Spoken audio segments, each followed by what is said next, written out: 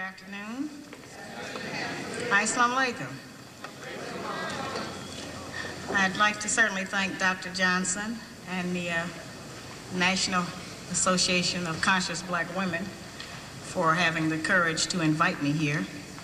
I think that most of you have heard, read, or seen something about my book around the country. I've been on a national tour for 12 months, and I'm doing the lecture tour to reach a lot of our people who perhaps got the wrong understanding from television. Television shows are designed in a certain way by the producers of those shows to exploit whatever the idea is that's being presented so as to get high ratings.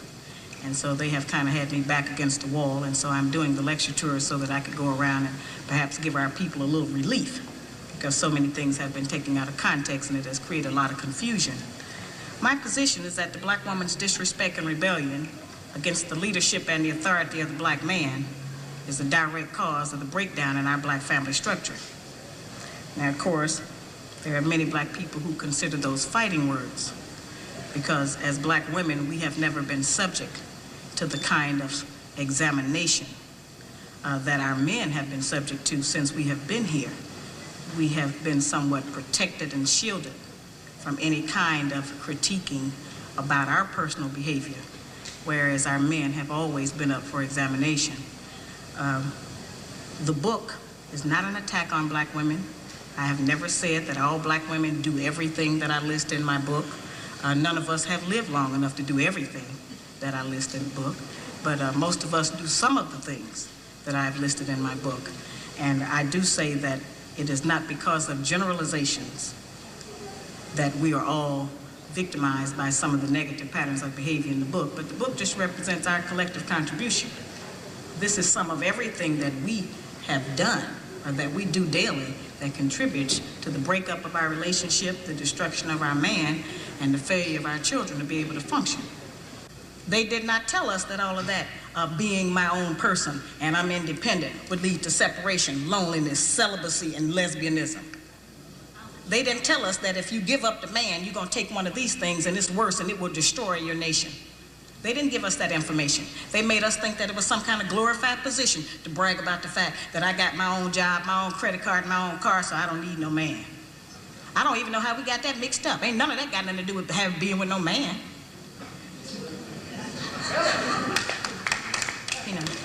We have some serious relationship problems that nobody has been able to address us on, because everybody wants to pretend that this is not going on.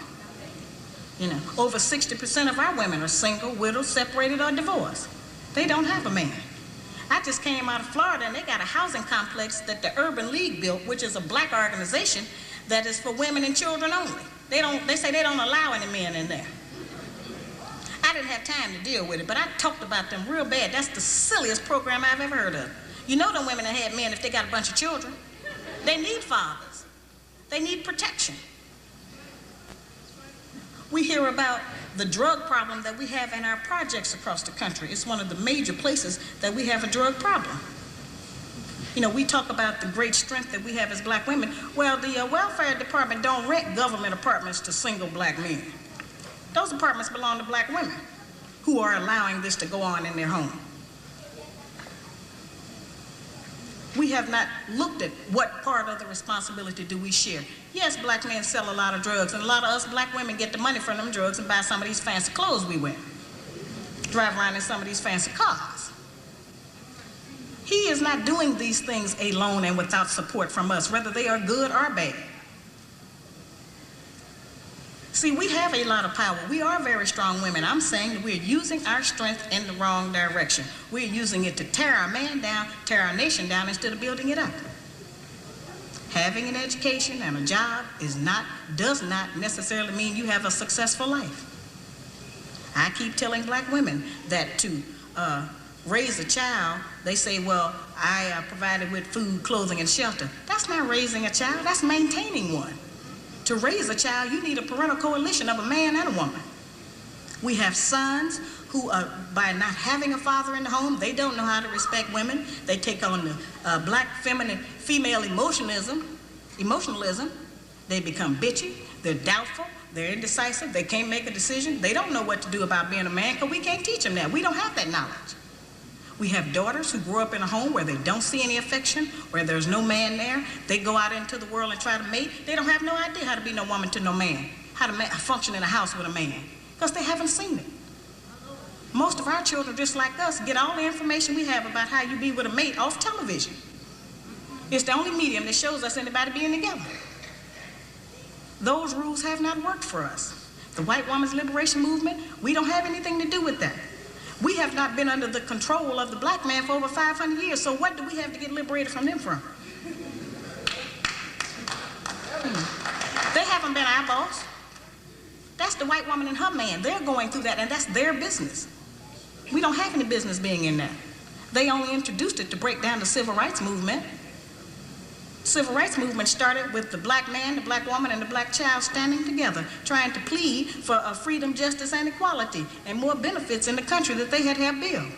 They threw the white woman in there with the women's liberation movement and made it a woman against man thing. That created a big separation between black men and black women, because then everybody started going for self. Then they bring the welfare system in and tell us in order to feed and clothe and house our children, we have to give up our man. You have to put the man out of the house. When the white farm wife goes to the government for subsidy for the farm, they don't tell her to get rid of the farmer, they keep that family together. But in the black community, they make it a requirement, because they want to keep endorsing into the black community that the black man is no good, and that he is not deserving of respect, he is not deserving of us letting him give us any protection or instruction, and that we are better than them. The major responsibility that the black woman has had on the earth for the trillions of years that we have been here has been one of nutrition and birthing children. Those two things have a great deal to do with the survival of any people, the reproduction of the nation, and feeding them the proper food so that they can live. Those are very important jobs. Those are very powerful positions, because it puts us in a position to decide who's going to live or die, and how slow they're going to die by what we feed them. We have a very powerful position. That's not a small role that we play. We have just been taught to misrepresent and misuse that power. The people who we have been counting on to give us the truth about how to get along have failed. The white people don't know how to get along. They don't have that information themselves. They don't get along with nobody on earth. So they didn't have no information to impart to us about how we're supposed to get along. They changed their relationship rules at will. We have, tons of black children around this country that I hear from who have grown up traumatized by the fact that they were referred to as the outside child. When we were having children like that, they called it illegitimate children, until the white woman started having them, and now it's single parenting. See, they changed the rules according to what they're doing. So I've called on our people to change them depending on what we want to do, what our needs are. There's another need that has not been addressed in our community, because nobody will deal with it, and that's one that God did not create three sexes. We only have men and women. Now, I have not said that we should reject the sisters who try and act like men and the men who try and act like women. I'm not saying to reject them from among us, but they need to be taught. We don't have to accept that as some kind of normalcy, because that's not normal. But because now the white people are practicing that, when we were doing it, we were punks and faggots. Now that they're doing it, now it's an alternative lifestyle.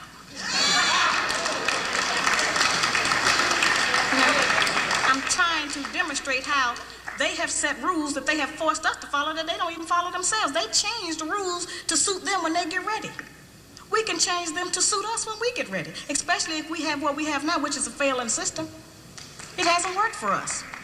We don't have to be ashamed that it hasn't worked for us. But we do have to be ashamed of the fact that we keep plodding behind it and not trying to make the corrections that will help our people to survive. So I had to start saying that.